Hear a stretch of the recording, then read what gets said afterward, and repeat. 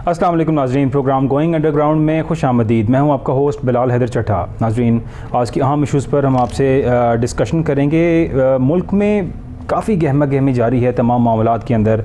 यहाँ पर जिस मामले को भी देखा जाए आपको एक नफसा नफसी कालम नज़र आता है। ज़ाहिर है पीटीआई का इस टाइम का स्टैंड इमरान खान साहब ने 26 तारीख़ का जो है वो दे दी है और उन्होंने कहा है कि 26 तारीख़ को हम रुख करेंगे इस्लामाबाद का और वहाँ पर जाकर तवील धरने की कॉल भी उन्होंने दी है कि अगर हमारे मुतालिबात ना माने गए तो हम एक तवील धरना वहाँ पर देंगे। और इस सब सिलसिले के अंदर यहाँ पर जो भी पेशरफ्त हुई है उस सब को हम आज डिस्कस करेंगे। लेकिन पहले बात का आगाज़ करते हैं शाहज़ेब कत्ल केस से। नाज़रीन, शाहज़ेब कत्ल केस एक इंतहाई फेमस और इम्पॉर्टेंट केस था जिसका फ़ैसला सुप्रीम कोर्ट की तरफ से आज सुनाया गया और उस फ़ैसले को तफसीली तौर पर आज बयान किया गया। बेसिकली हुआ ये कि जो 3 मुल्ज़िमान थे, शाहरुख जतोई, सज्जाद तालपुर और सिराज तालपुर, जो मुल्ज़िमान थे, इनको पहले सज़ाए मौत सुनाई गई। सज़ाए मौत के बाद सिंध हाई कोर्ट ने उस सज़ा को चेंज किया और चेंज करके उसको उम्र कैद के अंदर तब्दील किया।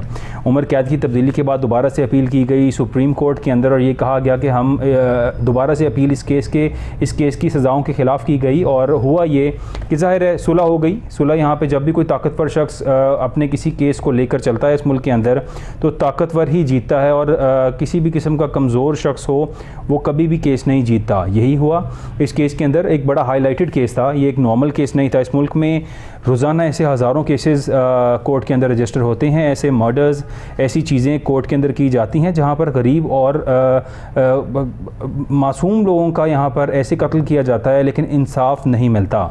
हमारा मुल्क 130वें नंबर पर इसलिए आता है इंसाफ अदालतों के अंदर कि हम यहाँ पर जिस फैसले को भी देखें यहाँ पर ताकतवर की ही जीत होती है। और यही कुछ हुआ शाहज़ेब कत्ल केस में। शाहज़ेब का कत्ल हुआ, मर्डर हुआ, सब जानते थे, एवरीबॉडी न्यू इट। लेकिन हुआ क्या, ये केस प्रोलॉन्ग होता गया, जाता गया। शुरू में तो इसके ख़िलाफ़ मुल्ज़िमान को अदालतों के अंदर जो है वो बड़ा कत्ल यानी सज़ाए मौत सुना दी गई। सज़ाए मौत को आहिस्ता आहिस्ता चेंज किया गया और इनको उम्र कैद की तरफ लाया गया। उम्र कैद के बाद फिर क्या हुआ कि अब सुप्रीम कोर्ट की तरफ से उनकी बरियत के ऑर्डर्स जारी कर दिए गए। अब तीनों मुल्ज़िमान शाहरुख जतोई, सज्जाद तालपुर और सिराज तालपुर जो है उनको सुप्रीम कोर्ट की तरफ से हुक्म आ गया कि सुप्रीम कोर्ट में जो अपीलें थीं उनकी बेसिकली रिहाई हो गई, यानी केस ख़त्म हो गया और उनकी रिहाई हो गई और हुई सुलह की बेस पर। ज़ाहिर है यहाँ पर ताकतवर इंसान, मजबूत इंसान हमेशा से सुलह के लिए मुद्दई पार्टी को मना लेता है और यही रूटीन है हमारे यहाँ पर इंसाफ की और यही रूटीन है हमारे यहाँ पर तमाम केसेस की जो इस मुल्क में चलते हैं। गरीब का कोई पुरसाने हाल नहीं है। यहाँ पर गरीब पिस रहा है, गरीब परेशान है और उसको सपोर्ट करने वाली तमाम पार्टीज़, यहाँ पर हम अभी की हुकूमत देखें, इससे पहले की हुकूमत देखें, दौर था इमरान खान साहब का, या उससे पहले के तमाम अदवार को देखें तो हर दौर के अंदर यही कहा गया कि हम गरीब के लिए आए हैं, गरीब की बेहतरी के लिए आए हैं। और जो चीज़ें गरीब को फेस करना पड़ी वो तमाम चीज़ें आप सब के सामने हैं कि किसी भी दौर में ऐसा नहीं हुआ कि अवाम खुशहाल हों, अवाम खुश हों हर आने वाली हुकूमत से। क्योंकि हर आने वाली हुकूमत ने यही कहा कि जो पिछले गए थे वो ज़्यादती कर गए और हमें उसको ठीक करने में इतने साल दरकार हैं, इतने साल दरकार हैं। और हमेशा से वो साल इतने होते थे जितना उनकी हुकूमत का टेन्योर होता था। यहाँ पर भी यही पीटीआई की गवर्नमेंट ने भी यही कुछ किया और कोरोना भी फेस करना पड़ा, सब कुछ था, एक पूरी दुनिया के ऊपर मुश्किल वक्त आया। लेकिन पीटीआई की गवर्नमेंट ने भी यही कुछ किया कि हम आपके लिए बेहतरी लाएंगे, आहिस्ता आहिस्ता करते करते बेहतरी लाएंगे। 4.25 साल का जो वक्त पीटीआई हुकूमत का था, अगर हम उस वक्त को देखें, पीटीआई अगर अपने 5 साल पूरे करती तो शायद अगले इलेक्शंस पीटीआई के लिए बड़े मुश्किल होते और इमरान खान साहब को जो आज फेस सेविंग और जो सपोर्ट मिल रही है शायद उस वक्त ना मिलती। क्योंकि जो हालात थे, लोग महंगाई से परेशान थे और लोग हर तरह की जो मुल्क के अंदर गहमा गहमी का आलम था उससे बहुत परेशान थे और इमरान खान साहब का graph day by day down हो रहा था। फिर क्या हुआ, यहाँ पर जमहूरी अंदाज से एक नई हुकूमत बनाई गई, एक रजीम चेंज का नाम पीटीआई ने दिया और जमहूरी नाम दिया अब की तमाम पीटीएम जमातों ने। और उन तमाम जमातों ने मिलकर गठजोड़ किया आपस में और गठजोड़ कर इमरान खान के ख़िलाफ़ हुए, महंगाई मार्च किए, उन्होंने सब कुछ किया। और इसके बावजूद अवाम को वही बातें की गई कि हम आपको रिलीफ दिलाएंगे, अब हम आएंगे तो हम आपके लिए वो सब कुछ करेंगे जो इमरान खान नहीं कर सका। अगर इमरान खान आज जिस महंगाई को आप बर्दाश्त कर रहे हैं, आप परेशान हैं, हम आएंगे, हमारे पास तजर्बाकार टीम है, हमारे पास ऐसे लोग हैं जिनका 30-30, 40-40 साल का तजर्बा है इस मुल्क को चलाने का, और हम आएंगे तो ऐसा कुछ करेंगे कि आपके लिए हर तरह से रिलीफ मिलेगा।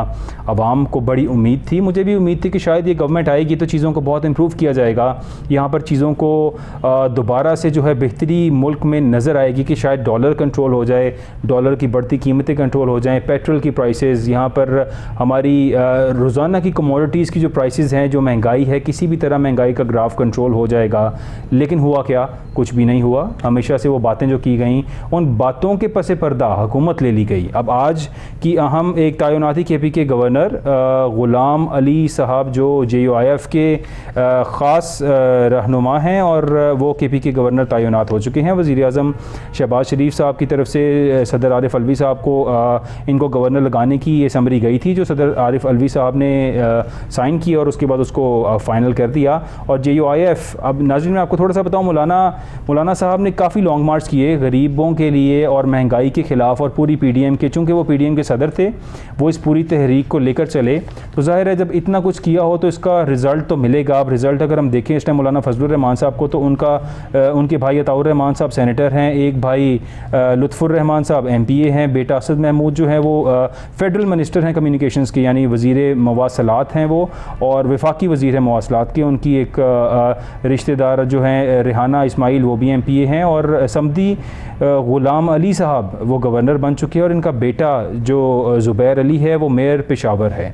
अब मौलाना फजलुर रहमान साहब की जो मेहनत थी, जो महंगाई के लॉन्ग मार्च थे, जो उन्होंने अवाम को कहा कि मैं आपके लिए सड़कों पर निकल रहा हूँ और जो कुछ कर रहा हूँ यहाँ पे अवाम के लिए किया जा रहा है, ताकि इस जो वो कहा करते थे अल्फाज के, नासूर हुकूमत से आपको जान छुड़वाएंगे, इमरान खान से आपकी जान छुड़वाएंगे, इसने मुल्क का बेड़ा गर्क कर दिया, हमें तबाही के दहाने पर लाकर खड़ा किया, और आज हम जो परेशानियों का सामना कर रहे हैं उसकी वजह इमरान खान है।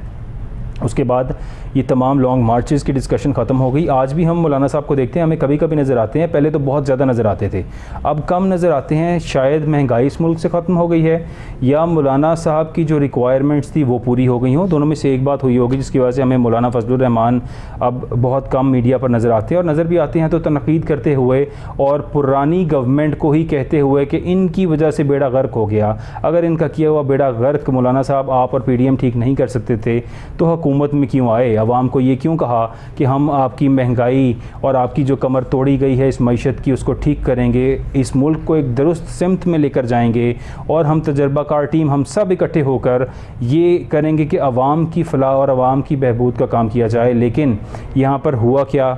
यहाँ पर सिर्फ मिनिस्ट्रीज़ बांटी गई, ओहदे बांटे गए, एक दूसरे को अकोमोडेट किया गया, ओहदे दिए गए, और सब ने मिलकर एक दूसरे के केसेस ख़त्म कराए। एक NRO जिसका ज़िक्र हम देखते हैं कि ये NRO शायद NRO था, जो ये हुकूमत, जिसका जिक्र इमरान खान साहब शायद पहले भी करते थे कि ये लोग मुझसे कहते हैं कि NAB की अमेंडमेंट्स कर दी जाएं, NAB की शिकें चेंज कर दें तो हम आपके साथ हैं, हमें आपसे कोई मसला नहीं है। लेकिन उन शिकों से होना क्या था? केसेस ख़त्म होने थे।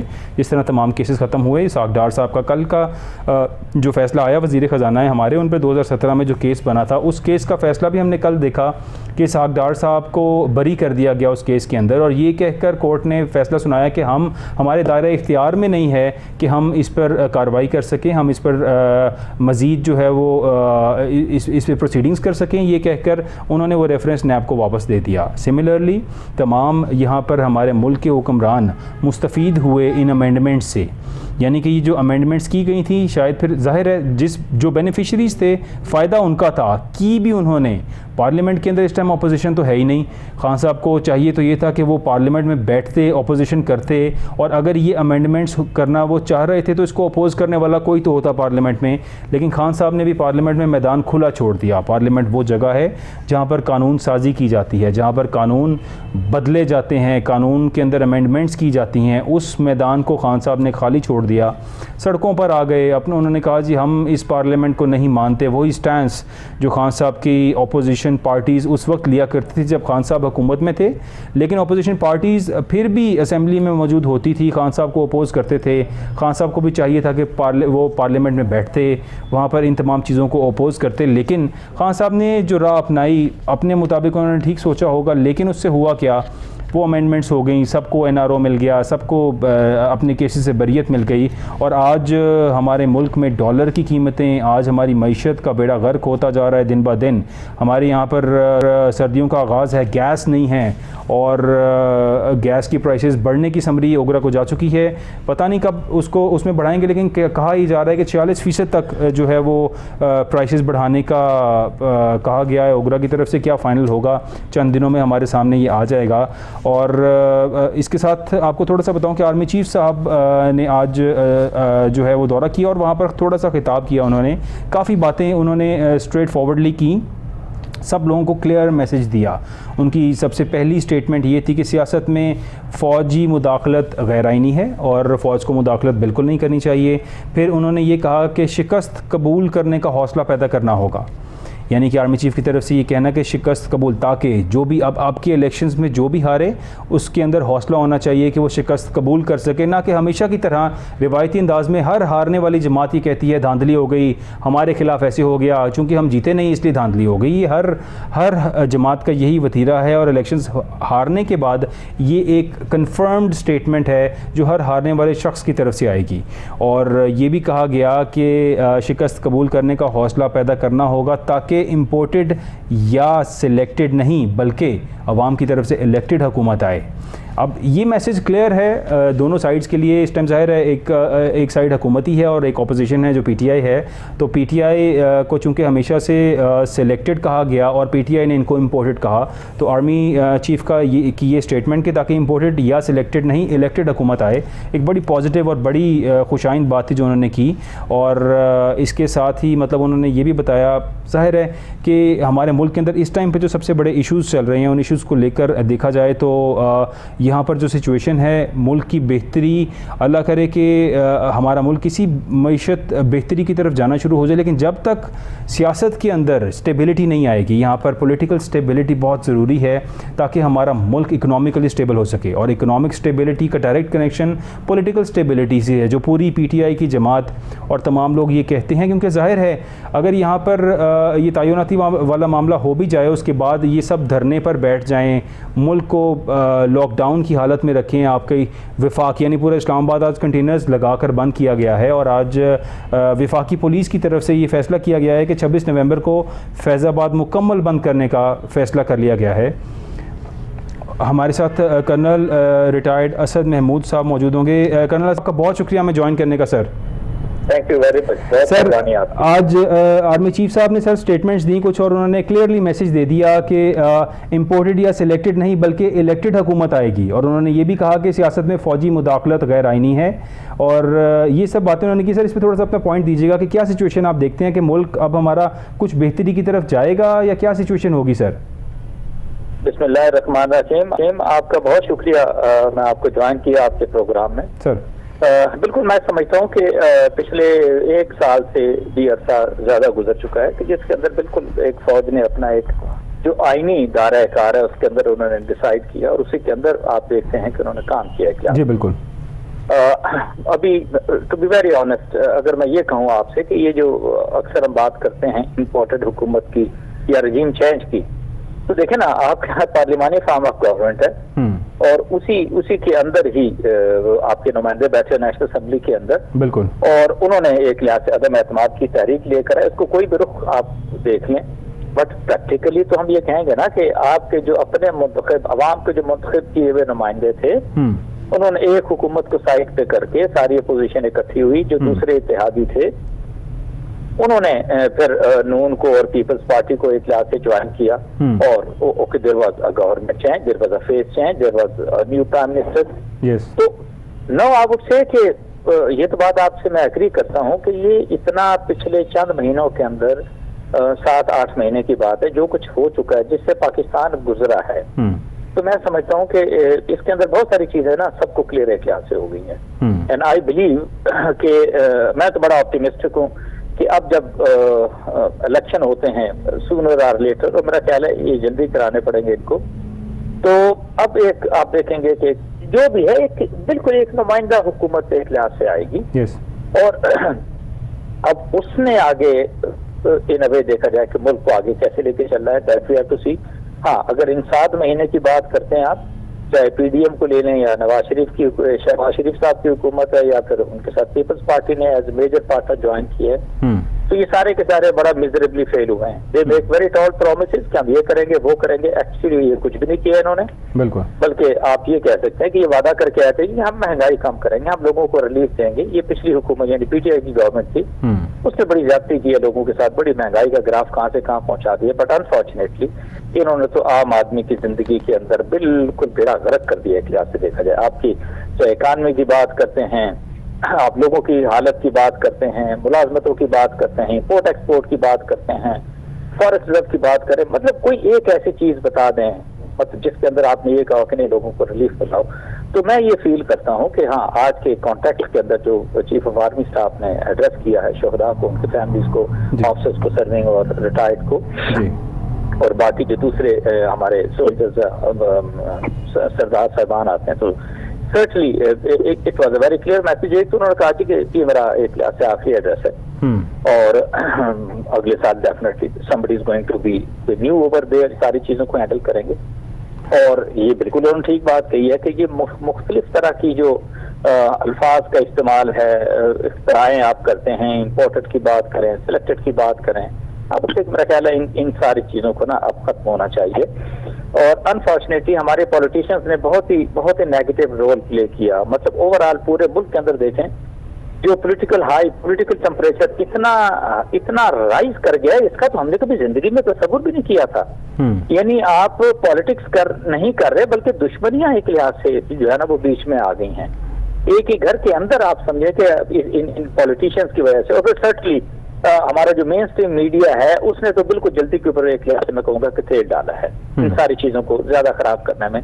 तो मैं ये समझता हूँ कि हमें this is the time where it's not only the people, या लोगों की हम बात करें, इन पॉलिटिशियंस की अगर आप बात करते हैं, ब्यूरोक्रेसी की आप बात करते हैं, जुडिशरी की बात करते हैं, एस्टेब्लिशमेंट की बात करते हैं, तमाम जितने भी इदारे हैं, ये अब उनके सोचने का टाइम है कि हम किस तरफ जा रहे हैं, हमारा मुल्क किस तरफ जा रहा है और हमने आगे कैसे अपने मुल्क को लेके चलना है।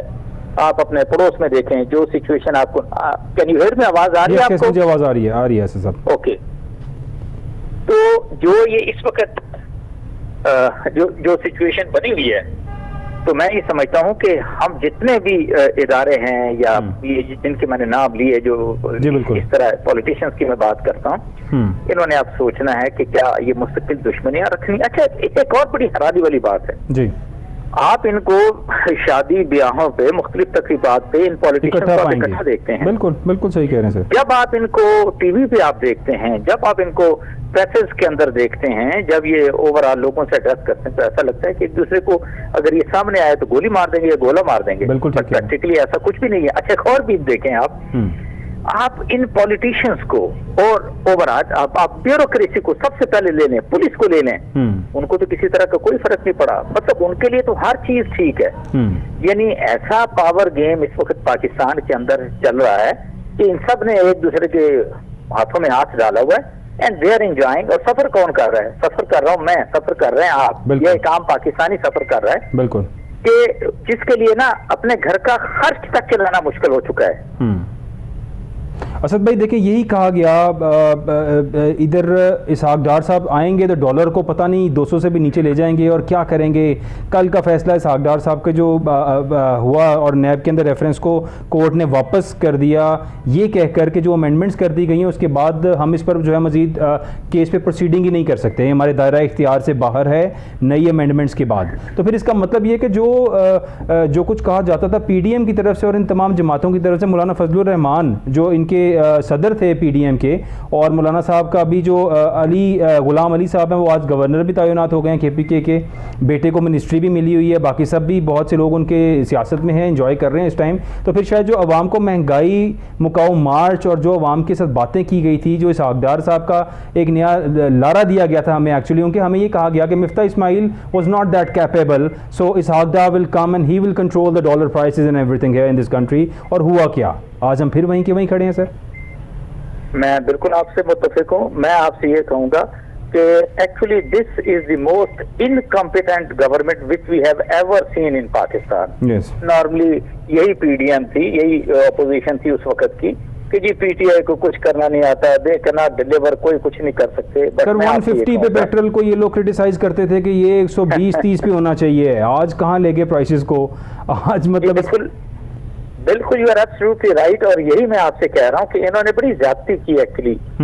देखे ना, अगर जब इनको गवर्नमेंट मिली तो ऑलमोस्ट को 22 अरब डॉलर के, यानी स्टेट बैंक के और जो प्राइवेट बैंक हैं जी, उनके फॉरेक्स रिजर्व थे, आज वो नीचे गिर के 11-12 अरब डॉलर पे आ गए, यानी 10 अरब डॉलर आपने 7 महीनों के अंदर फारग कर दिए। बिल्कुल। और आपका जो ओवरऑल जो इम्पोर्ट एक्सपोर्ट का डिफरेंस है वो एक लाख से इतना इंक्रीज हो गया है। अरबों डॉलर की LC जो है वो भी तक खुल ही नहीं पा रही हैं, तजारत बिल्कुल जमूद का शिकार है, इंडस्ट्रीज बिल्कुल एक लिहाज से बंद होकर रह गई हैं।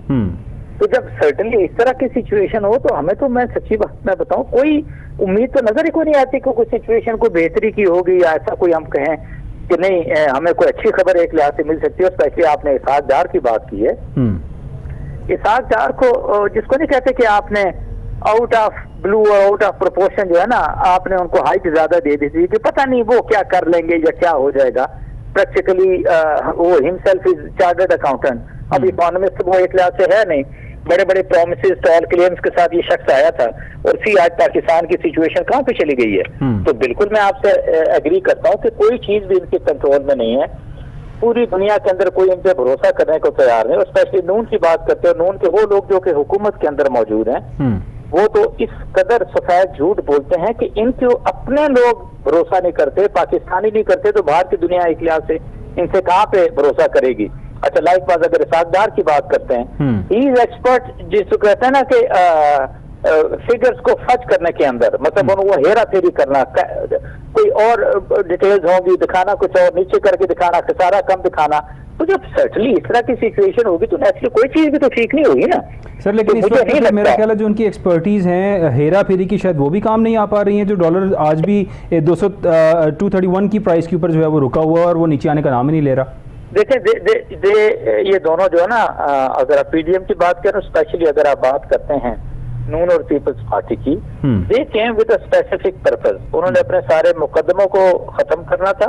उन्होंने नैब को एक लिहाज से तरमीमात जिस तरह की आपने देखी, उसके अंदर उनके कवानीन के अंदर जो देखा तब्दीलियां, वो सारी सिचुएशन आपने देखी। तो जब सेटली ये सारा कुछ होगा तो उन्होंने अपना काम तो ठीक कर लिया, अपना काम तो आसान कर लिया, लेकिन एक्चुअली इस मुल्क के लोगों को उन्होंने बड़ा डैमेज किया और फिर मुल्क की इकानमी के साथ उन्होंने बड़ी ज्यादती की है। मुल्क के साथ एक्चुअली मैं आपसे कहूँ कि बड़ी ज्यादती की है इन्होंने। बिल्कुल सर, गरीब का कोई पुरसाने हाल नहीं है किसी किस्म का।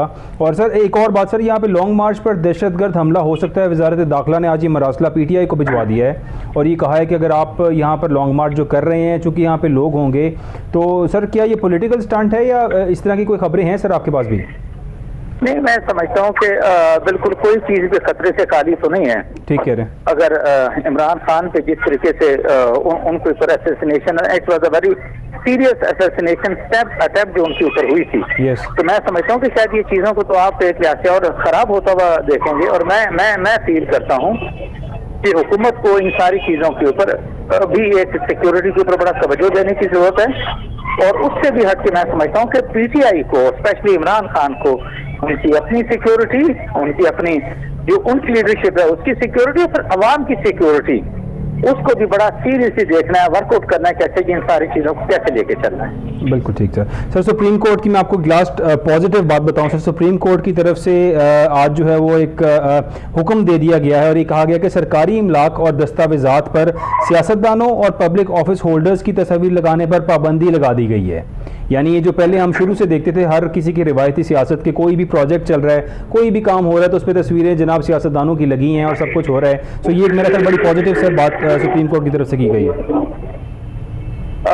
आई विश के जो उन्होंने ये पाबंदी लगाई है जी, तो उसके ऊपर अल्लाह करे कोई अमल भी हो सके, क्योंकि हमारी कोर्ट ने कहा हुआ है कि जितने भी डेवलपमेंट के काम हैं वो MP MNAs नहीं कराएंगे, तो सारे काम तो वो करा रहे होते हैं, सारा फंड और ये है वो सिचुएशन जो हमारी, मैं समझता हूँ कि बड़ी एक लिहाज से खराब है। और आई डोंट नो कि आई विश के ऐसा हो जाए और ये सारी चीजें ठीक हो जाएं और जो सुप्रीम कोर्ट के अहकामात हैं उसके ऊपर एक लिहाज से अमल हो या अमल दरामद हो। बट मैं आपको बताऊं ये और तरह का ये माइंडसेट के लोग हैं हमारे जो पॉलिटिशियंस हैं, एंड आई विश के ये सारी चीजें मिन्नो जिस तरीके से सुप्रीम कोर्ट की इंस्ट्रक्शंस हैं वो उस पर अमल हो सके। बिल्कुल सर, बिल्कुल सुप्रीम कोर्ट ने तमाम चीफ सेक्रेटरीज को और वफाकी इंतजामिया को भी अदालती फैसले पर अमल दरामद यकीनी बनाने के लिए भिजवा भी दिया है मेरा असला सर, और हम उम्मीद करते हैं अल्लाह करे कि इस पर जो है वो सुप्रीम कोर्ट। बिल्कुल बिल्कुल सर, आपका बहुत शुक्रिया कर्नल हसन महमूद साहब हमारे साथ मौजूद थे sir. Thank you so much for your time.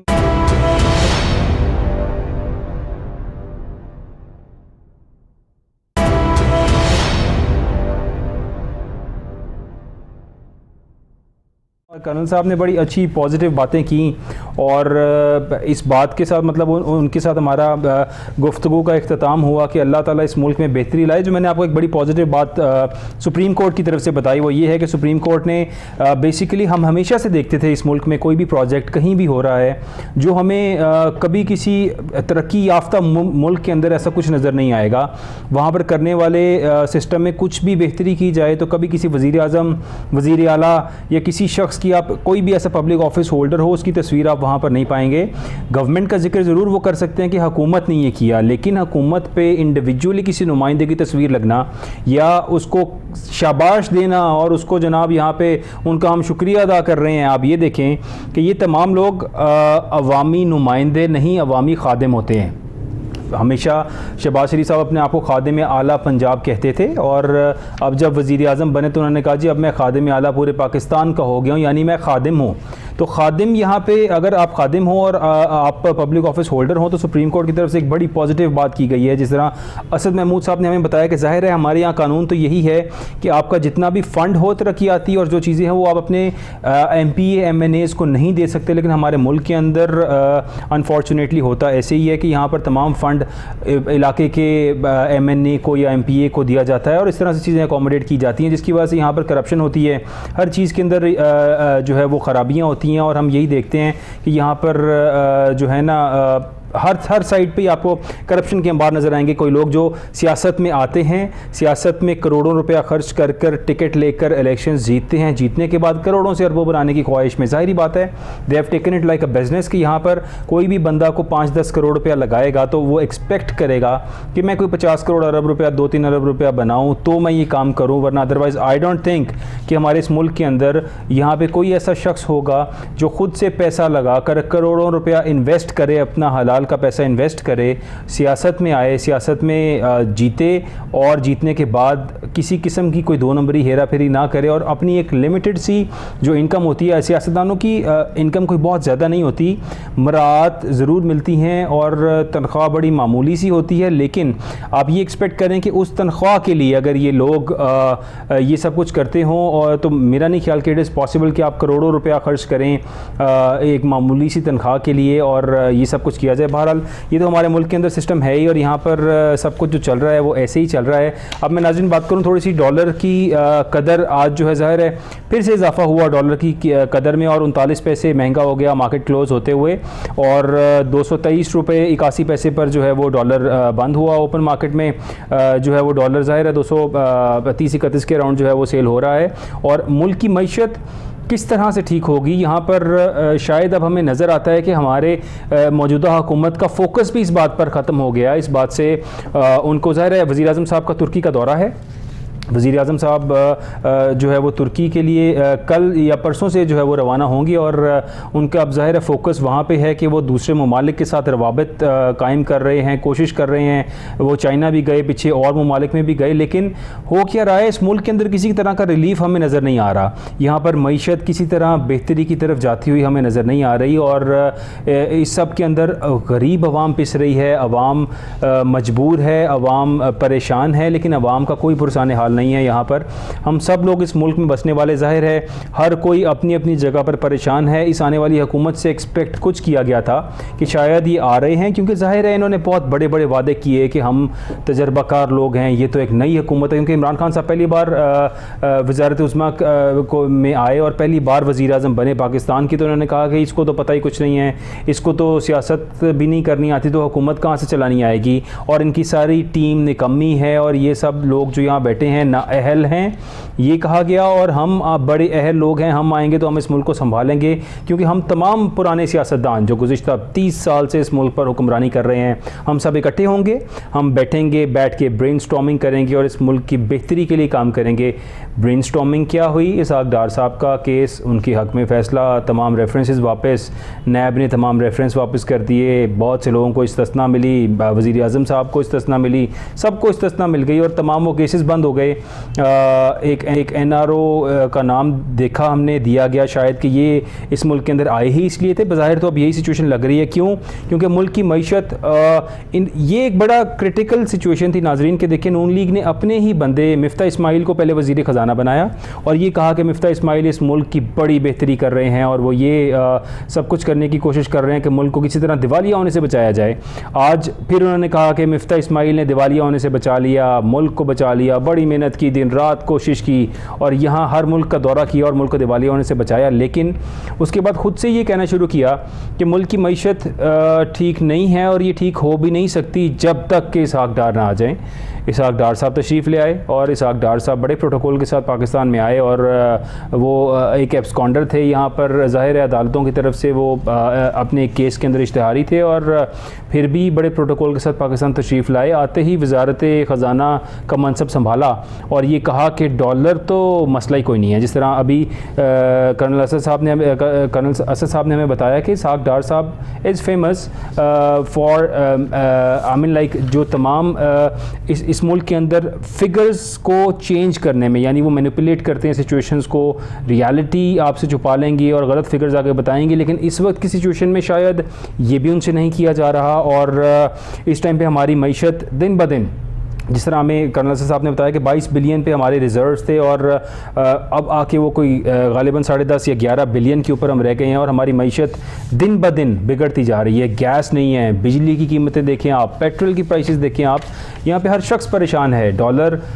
आज भी बढ़ा और बढ़ता ही जा रहा है, कम होने का नाम नहीं ले रहा और इसहाक डार साहब हमें नज़र ही नहीं आ रहे। इसहाक डार साहब हमें सिर्फ नज़र आए अपने केस की पेशी पर, वहाँ पर गए और केस में उनकी रिहाई हुई और उसके बाद इसहाक डार साहब दोबारा जो है वो अब पता नहीं कहाँ पे मसरूफ़ हैं और क्या कर रहे हैं, क्योंकि इस मुल्क की मईशत को तो कोई पूछने वाला नहीं है। नाज़रीन, यहाँ पर गरीब के साथ क्या होता है मैंने आपको बताया। अदालती निज़ाम एक बड़ी जो पॉजिटिव बात मैंने आपको पहले भी बताई और उमर अता बंदयाल साहब हमारे चीफ़ जस्टिस ऑफ पाकिस्तान, उन्होंने ये कहा है कि मुल्की निज़ाम में इंसाफ में बेहतरी हमारे लिए बड़ा चैलेंज है।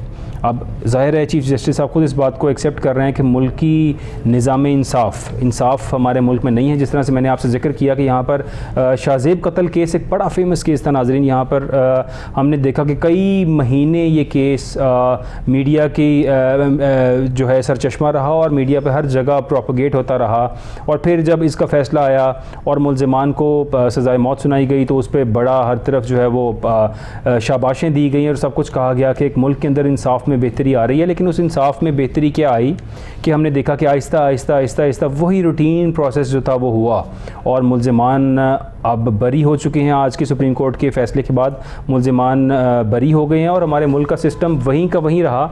जो हम एक्सपेक्ट कर रहे थे कि शायद मुल्क कुछ बेहतरी की तरफ जाएगा, मुल्क बेहतरी की तरफ नहीं गया और मुल्क के अंदर अभी भी किसी किस्म की इकनॉमिक स्टेबिलिटी हमें नज़र नहीं आ रही, क्योंकि पीटीआई जो सबसे बड़ी जमात है, पीटीआई का अभी तक ये स्टैंस है कि 26 तारीख को वो विफाक की तरफ जाएंगे और विफाक के पास वहाँ पर बैठकर हर चीज़ को लॉकडाउन करने की कोशिश करेंगे। वहाँ पर रास्ते ज़ाहिर है बंद होंगे, परेशान हो जाएगा इन्वेस्टर। तो ऑलरेडी इस तमाम सिचुएशन में हमारे पास किसी किस्म का कोई फ़ॉरेन इन्वेस्टर नहीं आ रहा और किसी किस्म की फ़ॉरेन इन्वेस्टमेंट हमारे मुल्क में नहीं आ रही। हालात इस कदर क्रिटिकल हैं कि यहाँ पर चाहिए तो ये था इमरान खान साहब को कि चलें अब ये जो आई हुई हुकूमत है इसको मौका दें, पूरा टाइम दें, क्योंकि ये हुकूमत जाने के बाद भी यही कहेंगे कि हमें काम नहीं करने दिया, हमें काम नहीं करने दिया गया। जो हमें 8-10 माह 1 साल का टाइम मिला, 1.5 साल का टाइम मिला, उसमें हमारे पास टाइम ही नहीं था। पिछली हुकूमत पे ही मलबा डलेगा और उसी हुकूमत का जिक्र करते रहेंगे और यही कहते रहेंगे कि हमें तो मौका ही नहीं दिया गया कि हम इस मुल्क को बेहतरी की तरफ लेके जा सकें। लेकिन याद रखें नाज़रीन कि ये वही हुकूमत है, ये वही लोग हैं जिन्होंने हमसे वादे किए, इन्होंने लॉन्ग मार्च इस बात पर किए, हमेशा ये कहा कि 150 रुपये का पेट्रोल, ये तमाम इस हुकूमत के वज़रा और ये तमाम वो लोग जो कहा करते थे कि 150 का पेट्रोल इतना महंगा पेट्रोल है कि जो मेरा नहीं ख्याल कि कोई शख्स भी अफोर्ड कर सकता हो। 250 तक लेके गए पेट्रोल, यानी 150 से 250 की प्राइस तक लेके गए और कहा ये गया कि नहीं ये तो होना ही ऐसे था, ये तो अगर होना ही ऐसे था और आप लोग इतने चैम्पियंस थे और आप लोग इतने तजर्बाकार लोग थे तो क्या आपको पहले नहीं मालूम था? जाहिर है आपके सामने सारी इकॉनमी और सारी सिचुएशन थी, आपको सब पता था कि इंटरनेशनल प्राइसेस जो है वो ऑयल की किस जगह पे हैं, आप क्या कर सकते हैं क्या नहीं कर सकते, क्योंकि आप तजर्बाकार लोग हैं।